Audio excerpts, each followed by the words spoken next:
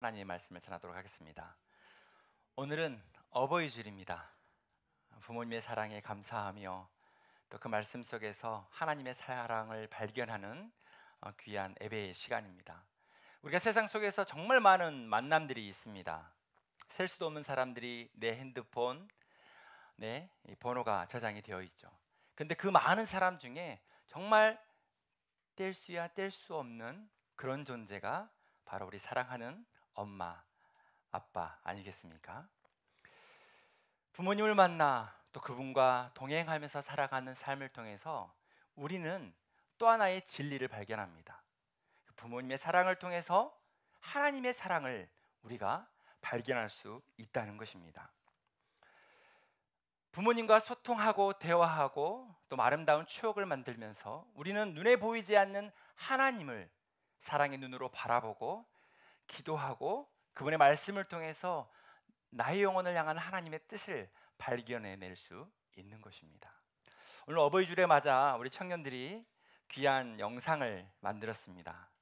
영상을 잠시 보고 계속해서 설교를 이어가도록 하겠습니다. 엄마, 어, 뭐 하고 있어? 엄마, 응. 나 그냥 평소에 못했던 질문 이런 거 하려고 하는데 질문 답변 좀 해주라. 응. 저를 키우면서 힘든 적이 있었나요? 우리 민정이 키우면서 뭐야 갑자기 우리 민정이 사주는 데가 좀 힘들었지. 저를 키우면서 뭐 힘든 적이 있었나요? 힘든 적이야 있지. 뭐 구체적으로 뭐 엄마 말 안 들을 때 뭐 힘든 거지. 그래요? 그럼 뭐 말 대꾸하고. 너 키우면서 힘든 점은 하나도 없었는데 그때 술 먹은 거 하나. 그거 하나. 어, 뭐 친구들하고 싸운 거야 뭐 상관이 없는데. 아, 그래? 그거 하나 너가 다칠까 봐. 나할 때 힘들었고 응. 또 너 중학교 때 한 번 힘들었고 그랬구나.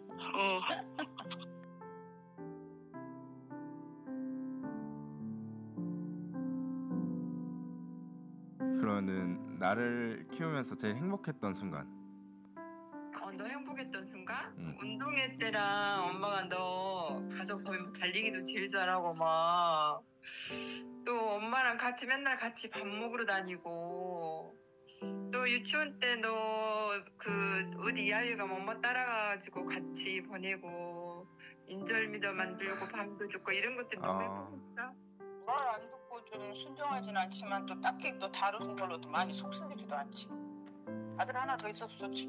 또 우리 민정이는 엄마랑 같은 또 여자잖아. 그러다 보니까 또 많은 대화가 통하고 많이 이렇게 많은 우리 둘이는 이야기를 많이 나눴잖아. 그래서 그런 것들이 이렇게 오빠들하고는 느낄 수 없었던 그런 것들 때문에 엄마는 더 많이 민정이하고 있을 때 더 많이 행복했던 것 같은데.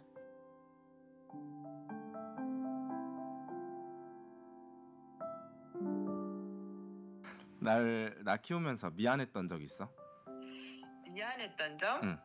그 옛날에 뭐 심부름 시켰는데 돈을 잃어버려서 엄마가 조금 살짝 혼냈던 거? 그거 혼 안 내야 되는데? 이제 공부를 많이 못 시켜서 미안했지. 뭐 하고 피아노 그것도 레슨도 많이 못 받게 해서. 그냥 재정적으로 여러 가지 잘 많이 못 해준 게 그런 거 미안하지. 항상 미안하지 우리 딸한테. 항상 우리 민정이 너무 밝고 예쁘고 바르게 자라는데 왠지 엄마는 많이 부족해서 우리 딸한테 좀 채워주지 못한 것들 그런 것들 때문에 내가 많이 미안하고 그렇지. 제가 엄마한테 좀 어떤 아들인가요? 꼭 필요한 아들이요. 그래요? 여러 명 있어도 꼭 필요하지. 그러면 나는 엄마한테 어떤 딸이야? 보배로운 딸이지. 오. 소중한 딸이지. 또 형제들하고도 네가 많이 화해시켜주고 우리 집을 화평하게 하고 너가 있어서 일단 나는 즐겁다. 엄마 내가 평소에 너무 애교가 없어서 말을 잘 못하지만 응. 키워줘서 고맙고 사랑해. 나도. 사랑하고 돼지 볼딱지. 엄마도 사랑하고 알라브 돼지 볼딱지. 네, 엄마 사랑합니다. 예. 뭐 사랑해? 예. 하하하하. 엄마 사랑해요. 그래. 내가 하고 싶은 대로 고집 부릴 때도 많은데 못 이기는 척 다 받아줘서 너무 고맙고 미안해. 내가 마음 표현은 잘 못하지만 그래도 우리 가족 사랑하는 거 알지? 이번에 졸업 잘하고 취업도 잘해서 나중에 해외여행 꼭 보내줄게. 갑자기 슬픈데 지금까지 예쁘게 낳아주고 키워주신 거 너무 감사하고 우리 집에 선교사로 힘들게 가정 지키고 할머니랑 할아버지랑 전도해주신 거 너무 감사해요. 그리고 내가 맨날 잘하고 싶은데 엄마만 보면 왜 상처 주고 실망만 시키는지 모르겠는데 앞으로 내가 더 잘할게요. 엄마 사랑해. 안녕.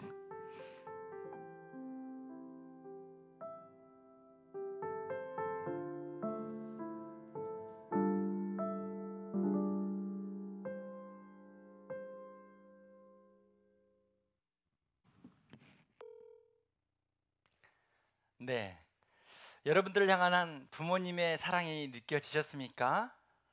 여러분을 향한 부모님의 따뜻한 마음이 느껴졌어요? 그리고 여러분들이 부모님을 향한 감정과 마음은 어떠한가요? 그 감정과 마음을 표현하며 살고 있는가요? 여러분이 느끼는 부모님에 대한 마음과 감정이 어떠하든지 선한 의도에서는 부모님과 하나님이 너무나 닮은 점이 있습니다. 물론 부모님은 실수를 합니다. 연약합니다. 그분들도 어릴 적에 안고 있었던 수많은 상처와 아픔들을 가지고 결혼했고, 그리고 그 과정에서 여러분을 낳고 한 가정을 이루는 과정 속에서 어느덧 원하지 않지만 불쑥불쑥 여러분들에게 상처 주는 말을 했을 수도 있습니다. 그럼에도 불구하고 부모님과 하나님은 너무나 닮았습니다. 여러분들이 결혼해보면 정말 잘 알 거예요. 여러분, 어떤 점에서 부모님과 하나님이 닮았다고 생각을 하나요? 그 첫 번째는 사랑입니다. 부모님은요, 우리를 태중에 잉태한 후로 나의 존재가 이 세상에 태어나지도 않는데 나를 사랑하시고 내가 이 세상에 태어날 준비를 하십니다. 집안의 위험한 것들을 싹 정리합니다. 목사님도요, 신혼 때 여러 가구들을 다 장만했어요. 필요한 거, 아름다운 거 다 장만했어요. 그런데 아이가 태어나는 그 순간에 위험한 것들은, 바닥에서 위험한 모든 화분과 화장대와 TV 다이나 이런 것들을 싹 없앴어요. 왜? 자녀를 사랑하기 때문에 자녀가 태어나서 위험하다 싶은 것들은 다 없애버리는 거예요. 하나님의 사랑도 이와 같습니다. 우리가 하나님을 알지도 못하는 때 우리를 사랑하셨고 우리를 구원해 주셨고 예수 그리스도의 사랑을 우리에게 보내주셨어요. 그래서 하나님과 부모님은 우리를 사랑하는 면에서 너무나 닮아 있습니다. 두 번째는 무엇일까요? 두 번째는 일하신다는 것입니다. 부모님은 여러분들을 위해서 정말 많은 시간을 수고하고 땀 흘리고 노력했습니다. 최소 20년, 여러분이 독립할 때까지 길게는 40년 가까이 여러분들의 뒷바라지를 합니다. 여러분이 짜증내고 투정 부리는 거 다 받아줍니다. 그리고 여러분들을 사랑하기에 여러분이 스스로 세상 속에서 자립하고 독립할 때까지 일하시는 것을 포기하지 않으십니다. 여러분이 결혼이라도 나중에 하면 용돈이라도 주려고, 손자, 손녀에게 용돈을 주려고 60, 70세 되어도 노인 일자리를 구하며 아마 일하실 분이 여러분의 부모님이라는 거예요. 하나님도 일하십니다. 우리를 위해서 신실하게 지금도 일하고 계세요. 우리를 사랑하시고 우리를 구원하시는 일을 하시고 예수 그리스도는 십자가 위에서 일하심을 마쳤어요. 그 십자가에서 우리를 사랑하기에 모든 희생의 피를 다 흘리시고 우리를 구원하는 일을 마무리하셨습니다. 그걸 믿는 자마다 하나님의 자녀가 되고 하나님 자녀의 권세를 얻고 살아가는 축복과 은혜를 주셨습니다. 그런 의미에서 부모님과 하나님은 너무나 닮아 있습니다. 그 밖에 셀 수도 없이 부모님과 하나님은 너무나 닮아 있죠. 부모님 우리를 지켜주시고 돌봐주신 것처럼 하나님도 언제 어디서나 우리의 피난처가 되어주십니다. 우리가 아무리 망가지고 넘어져 있고 깊은 상처로 헤매이고 인생의 길을 찾지 못한다 할지라도 하나님은 언제든지 두 팔 벌려 우리를 안으시고 우리를 기다리시고 우리가 걸어가야 할 인생의 길을 말씀으로 가르쳐 주시는 분이십니다. 건강하고 행복한 삶을 살도록 부모님은 끊임없이 기도합니다. 여러분이 모르는 순간에도 기도하고 계세요. 예수 그리스도도 우리를 위하여 중보자가 되어 주셔서 하나님 앞에서 우리의 모든 소망과 소원들이 이루어질 수 있도록 기도하고 계십니다. 하지만 우리는 부모님을 이해하지 못할 때가 정말 많아요. 오히려 부모님에게 상처를 줄 때가 많죠. 부모님을 내 방식대로 부모님의 잘못과 실수들을 평가하고 무시해버리는 우리의 연약함들이 우리 안에 있습니다. 이런 우리들에게 성경은 부모를 어떻게 대하라고 말할까요? 출애굽기 20장 12절에 보면 내 부모를 공경하라라고 얘기합니다. 그리고 부모를 공경하는 자들에게 땅에서 내 생명이 길리라라고 얘기합니다. 부모를 잘 섬기는 자녀들의 삶에 하나님께서 복을 주시겠다고 약속을 하는 거예요. 부모 공경은요, 단순히 내가 희생하고 섬기고 나의 시간을 쓰는 것으로 끝나지 않습니다. 내가 부모를 공경함으로 하나님의 언약 안에 나의 삶을 그 안에 두는 거예요. 하나님 내 부모를 공경할 때에 내 생명이 길리라라고 얘기하죠.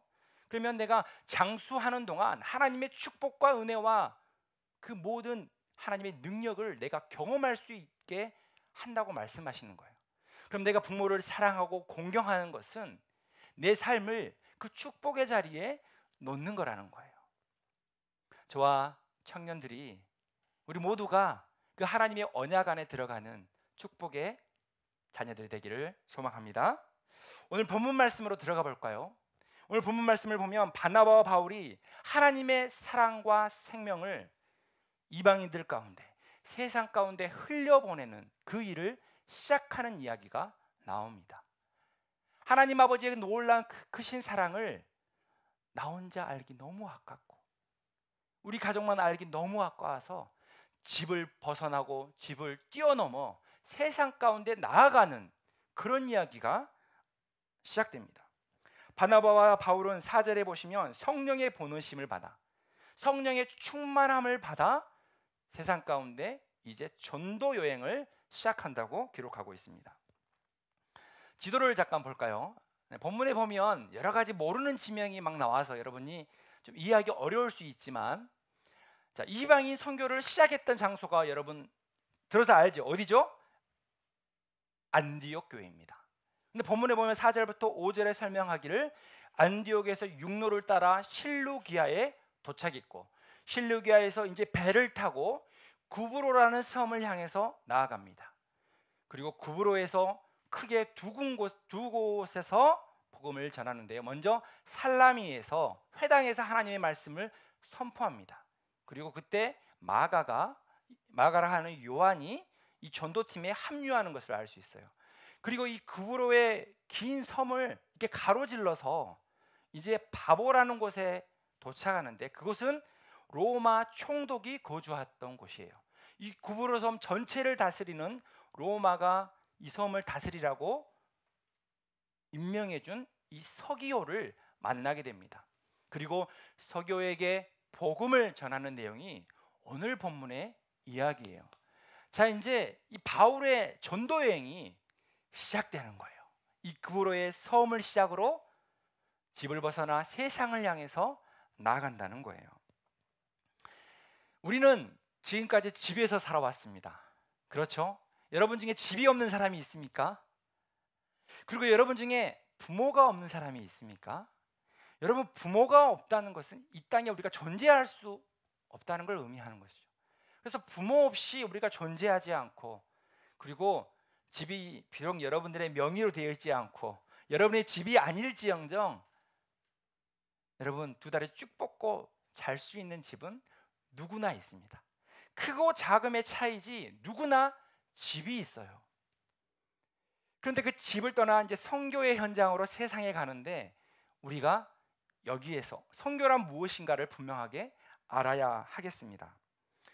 선교가 무엇일까요? 앞에 자막을 보고 또 여러분이 뒤에 주보 뒤에 보면 선교에 대해서 기록을 해놨어요. 같이 보면서 들어보도록 하겠습니다. 자, 이제 선교를 이해하는 데 있어서 분명히 중요한 것은 뭐냐면 집입니다. 집은 헬라어로 오이코스라고 해요. 내가 사는 곳, 집을 의미합니다. 우리는 모두 집이 있고 그 집 안에서 부모님과 행복한 삶을 살기도 하고 어떨 때는 갈등을 잇고 티격태격 싸우기도 하지만 결국은 집 안에서 모든 문제를 해결하며 삶을 살아갑니다. 그런데 성경에서 이 세상을 뭐라고 하냐면 이 오이코스라고 하는 이 파생어에 해당하는 오이쿠메네라고 합니다. 우리가 살아가는 세상은요, 오이쿠메네예요. 사람들이 사는 모든 땅, 전 세계, 전 지구를 의미합니다. 아니, 어떻게 보면 우주적인 의미예요. 우리는 세상을 다 알지 못하지만 하나님은 우리가 세상 밖으로 나아가기를 원하세요. 자, 그리고 세상 밖으로 나아갈 때 하나님은 우리를 혼자 세상에 보내시는 것이 아니라 하나님의 경륜으로 집을 다스리는 것처럼 세상을 다스리는 곳에 우리를 보내십니다. 여러분, 집안에 전등이 나가면 누가 고칩니까? 여러분 혹시 직접 전등을 고치는 사람? 이번 주 설거지 한번 해본 사람? 있네요, 두 사람. 네. 이번 주에 빨래를 한번 돌려본 사람? 네, 많이 있네요. 이런 것들이 집을 돌보는 일이에요. 그런데 하나님께서 세상을 돌보고 경영하신다는 거예요. 그게 바로 오이코노미아입니다. 이 오이코노미아의 어원을 통해서 영어 단어 무엇이 생겼냐면 경제라고 하는 단어, 이코노믹이 생겼습니다. 자, 그러면 하나님이 세상을 경륜하시고 세상을 경영하셔요.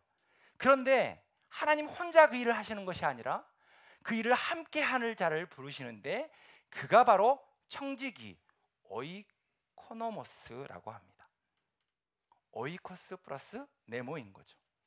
오이코노모스, 주인이 맡겨주신 일을 성실하게, 정직하게, 정의롭게 잘 감당하는 사람, 그 일을 끝까지 잘 감당하는 사람, 하나님의 본래의 뜻을 가지고 세상 속에 나아가 하나님이 태초에 지으신 아름다운 형상과 아름다운 본래의 뜻이 드러날 수 있도록 그 모든 것들을 돌보는 사람이 청지기라는 것입니다. 하나님께서는 우리에게 생육하고 번성하고 땅에 충만하고 세상을 다스리라고 말씀하여 주셨어요. 이 다스리라는 말은요, 너희들 마음대로 해, 너희들 착취하고 너희들 마음대로 쓰고 오염시키라는 것이 아니라 하나님의 본래의 뜻이 세상 가운데 드러날 수 있도록, 본래의 가치가 드러날 수 있도록 청지기적인 삶을 살아가는 것을 의미합니다. 그렇다면 하나님은 본문 속에서 나오는 바울과 바나바의 전도행을 통해서 우리에게 말씀하시는 거예요. 이제 오이코스의 삶의 영역에 머물렀던 사람을 이제 오이쿠메네로 확장되기를 원하시는 거예요. 집에 부모님과 함께 머물렀던 삶에서 이제 세상 가운데 나아가 세상을 경영하시는 하나님과 함께 세상을 다스리고 통치하고 하나님의 놀라운 뜻과 가치들이 세상 가운데 드러나도록 우리를 청지기로 부르셨다는 거예요. 우리를 오이코노모스로 부르셨다는 것입니다. 하나님은 우리가 집에 머무르기를 원하지 않으십니다. 여러분, 부모님이 여러분을 정말 사랑해요. 끔찍이 사랑해요. 그런데 어떤 부모도 여러분이 평생 집순이가 되기를 원하지 않습니다. 집에만 머무르기 않아요. 우리 아들, 우리 딸 세상 나가면 다칠 것 같은데, 사람들에게 상처 입을 것 같은데, 마음과 육체가 다치고 아플 것 같은데 걱정은 되지만 그 마음 가지고 집에만 가다 두는 부모가 있다면 그 부모는 이 사랑이 왜곡된 부모일 거예요. 당연히 온전한 부모고 사랑하는 부모라면 자녀를 세상 밖으로 보내고 독립과 자립을 하게 하며 세상 속에서 선교적인 삶을 살게 합니다. 자기 자신뿐만 아니라 자기 자신을 아끼고 형제를 사랑하고 이웃을 사랑하고 세상 속에서 세상을 변화시키는 놀라운 가치와 능력을 가지고 그렇게 청지기적인 삶을 살도록 우리를 세상 가운데 보내시는 분이 하나님이시고 여러분의 부모님도 그러한 마음을 갖고 있다는 것입니다. 그래서 여러분, 하나님께서 우리를 세상에 보내실 때 하나님의 경륜으로 우리를 다스려요. 우리가 청지기적인 삶을 살아갈 때 하나님은 그냥 보내지 않으시고 우리에게 필요한 모든 공급하심을 허락하십니다. 여러분이 만약 집에만 머물기 원한다면 그 놀라운 능력과 은혜로 공급하시는 하나님의 경륜과 경영 속에서 살지 못하게 됩니다. 하나님이 여러분들에게 선물로 주시고자 하는 수많은 좋은 것들을 다 받아 누리지 못하게 돼요. 오이코스에 머무르려고 하는 청년들이 있다면 이것은 하나님의 사랑을, 하나님의 능력을 제한적으로밖에 경험할 수 없다는 것입니다. 하나님이 우리에게 청지기적인 삶을 허락하시고 그렇게 살게 하실 때는 너의 인생을 책임져 주시겠다는 약속이 포함되어 있는 거예요. 제가 첫째를 낳으려고 준비하는데요, 기저귀 준비하죠, 옷 준비하죠, 옷장 준비하죠, 장난감 준비하죠. 아직 태어나지도 않았는데 싹 구매해요. 그리고 주변에서요 다 선물해줘요. 아직 세상에 태어나지도 않았는데 걸음마도 걷지 못하는 그런 아이들에게 시시때때로 부모는 모든 걸 준비하고 예배합니다.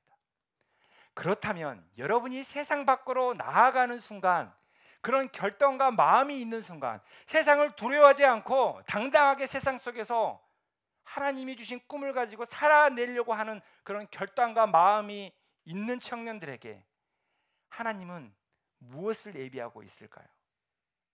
여러분, 기대하셔도 좋습니다.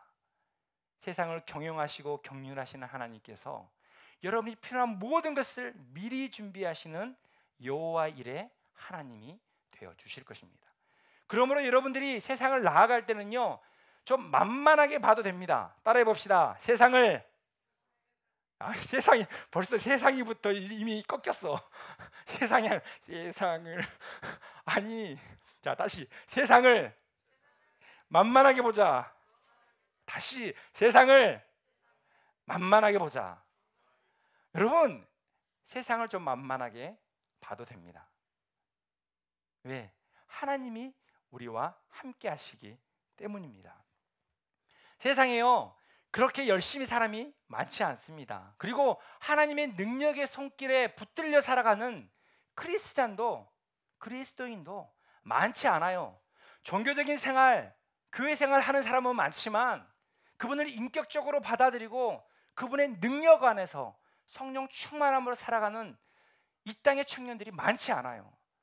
그래서 여러분들이 정말 성령의 충만함으로 하나님과 동행하면서 세상 가운데 나아갈 때, 세상을 만만하게 보며 나아갈 때 여러분 두려워하지 않아도 된다는 거예요. 다시 한번 해볼까요? 세상을 만만하게 보자. 그런데 세상을 만만하게 보는 사람은 꼭 이것을 갖춰야 해요. 마음은 이렇게 고백하고 우리 입술로는 그렇게 고백하지만 막상 세상의 시험과 입시와 취업 부딪히고 사람의 갈등 경험해봐요. 세상이 두려워요. 사람이 두려워요. 어떤 사람이 세상을 만만하게 볼 수 있을까요? 그것은 바로 성령의 충만함을 경험하는 사람이라는 것입니다. 8절의 말씀을 한번 읽어볼까요? 이 마술사 엘로마는 그들을 대적하여 총독으로 믿지 못하게 힘쓰니. 바울이 복음을 전하여요. 서기오에게 복음을 전하요. 로마 총독에게 전하여. 그는 지혜와 지식이 충만한 사람이에요. 논리와 이성으로 가득 찬 사람이에요. 그런데 이상하게도 과학적인 사고를 하고 있는 사람이 그 옆에 누구를 두냐면 점쟁이를 두고 있어요. 영적 어두움의 힘, 점술가를, 마술사를 곁에 두고 있다는 거예요. 여러분 이해되세요? 여러분 세상에 지식과 지혜와 과학적인 사고를 하는 사람들이요, 매일 점을 보고 별자리를 보고 오늘 운세를 보며 살아요. 왜 그럴까요? 그들이 지혜가 없어서? 그들이 멍청해서? 아니에요. 영적인 어둠의 힘에 붙잡혀 있기 때문이에요. 마귀의 힘에 붙잡혀 있기 때문이에요.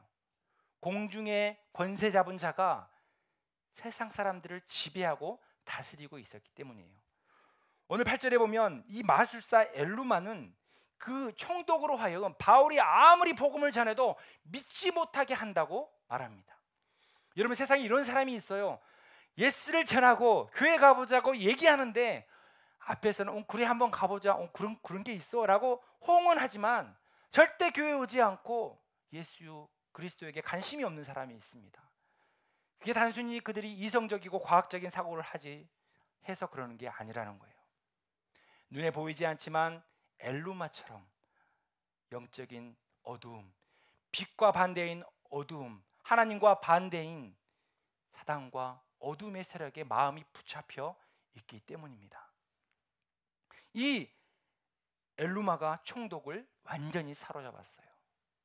그러니까 총독이 다스리는 그 지역이 어떻겠어요?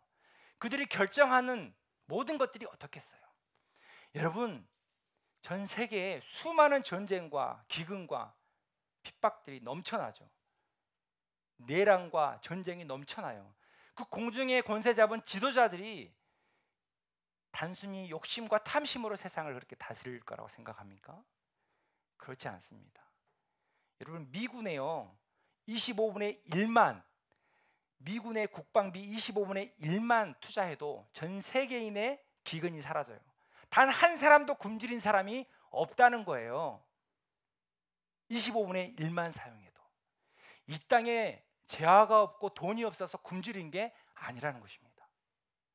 이 땅에 어둠의 힘이 어느 영역에서는 전쟁과 기근과 사람을 힘들게 하는 그런 핍박과 괴로움들을 계속해서 만들어내고 있기 때문이에요. 자, 이제 바울이요 이 마귀를 향해서 세상 어둠의 권세를 향해서 외치고 꾸짖습니다. 그리고 9절에 보시면 바울이라고 하는 사울이 성령이 충만하여 그를 주목하고 라고 얘기하면서 마귀를 꾸짖죠. 그러자 갑자기 이 엘루마가 눈이 안 보이기 시작합니다. 영적인 힘을 잃어버려요. 어둠의 힘을 잃어버려요. 그러자 서기오가 어떻게 됐을까요? 이제 영적 어두운 힘에 해방된 서기오가 어떻게 됐을까요? 12절에 나와 있죠. 이에 총독이 그렇게 된 것을 보고 믿으며 주의 가르치심을 놀랍게 여기니라. 총독 안에 마귀의 힘과 세상의 유혹 시험들이 사라지기 시작하자 바울이 전한 복음이 믿어지기 시작되었고 예수 그리스도를 영접하게 되었고 그리고 구원함을 얻은 로마 총독의 지도자가 되어 모두가 놀래고 기뻐했다고 오늘 말씀은 그렇게 기록하고 있습니다. 사랑하는 청년 여러분, 말씀을 마무리합니다. 우리 어떠한 순간에도 우리가 영적 어두운 힘에 지배당하지 마십시다. 세상 유혹 시험에 예수 그리스도의 이름을 선포하면서 그 유혹에 넘어지지 맙시다. 우리가 어떻게 성령 충만한 삶을 살 수 있나요? 나의 의지로, 나의 힘으로? 아닙니다. 우리가 말씀과 기도로 바로 서지 않으면 우리는 언제든지 그 깊은 어두움의 힘에, 사단의 힘에 우리가 좌로 우로나 치우치고 넘어질 수 있습니다. 우리의 마음의 결단이 필요합니다. 세상 유혹 시험이 다가와도 내가 예수 그리스도의 이름으로 바로 서겠다는 결단이 필요한 거예요. 우리는요 자부심을 가져도 돼요. 세상을 만만하게 봐도 돼요. 우리는 하나님께서 부르신 세상의 청지기입니다. 하나님께서 우리를 세상 곳곳으로 파송하고 전도하게 하실 거예요. 그래서 우리의 삶은 그냥 일반적인 삶이 아니고 전도의 삶인 것이고 선교적인 삶을 사는 것입니다. 집의 테두리를 벗어나서 세상 밖에 나가 바로 세상을 경영하시는 그 하나님과 함께 세상 속에서 하나님의 뜻을 실현하는 사람이 바로 우리라는 거예요. 그러므로 우리가 세상 속에 나아갈 때 이제 나의 능력, 나의 힘이 아니라 성령의 충만함, 성령의 능력을 사모하면서 나아가야 하겠습니다. 주중에 삶이 그냥 허덕이는 삶이 아니라 매 순간순간 기도하고 성령을 의지하는 삶이 되어야 할 것입니다. 우리가 그렇게 결단하고 세상에 나아갈 때 우리를 향해 신실하게 지금도 일하시고 역사하신 그 하나님이 우리와 함께 하실 것입니다. 우리 주변에 예수를 전해도 꼼짝하지 않는 사람들이 있습니다. 여러분 누가 생각나십니까? 한 주간의 삶을 살면서 여러분에게 도전합니다. 전도의 삶을 삽시다. 선교의 삶을 삽시다. 전도는요, 교회 데리고 오는 것이 전도가 아닙니다.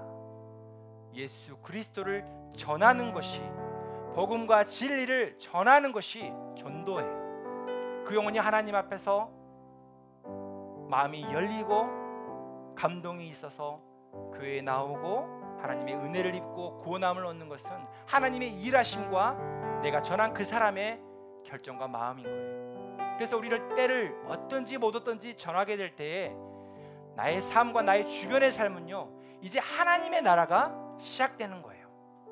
전도는 복음이 전해지는 것이라면 선교는요, 이 세상 모든 사람이 하나님 아버지의 집에 거하게 그들을 초청하는 일입니다. 선교는요, 그래서 여러 가지 방법으로 할 수 있는 거예요.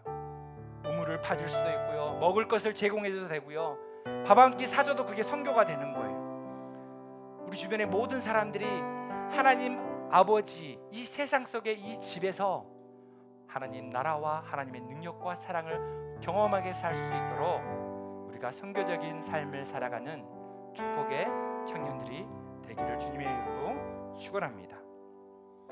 집에서 부모님의 사랑을 받고 대화하고 소통한 것처럼 한 주간 세상 속에서 하나님과 끊임없이 대화하시고 소통하시고 그분의 말씀을 통해서 내 삶을 재조명하면서 그 말씀으로 내 삶을 도전 있게 살아가는 축복의 청년들이 되시길 주님의 이름으로 축복합니다.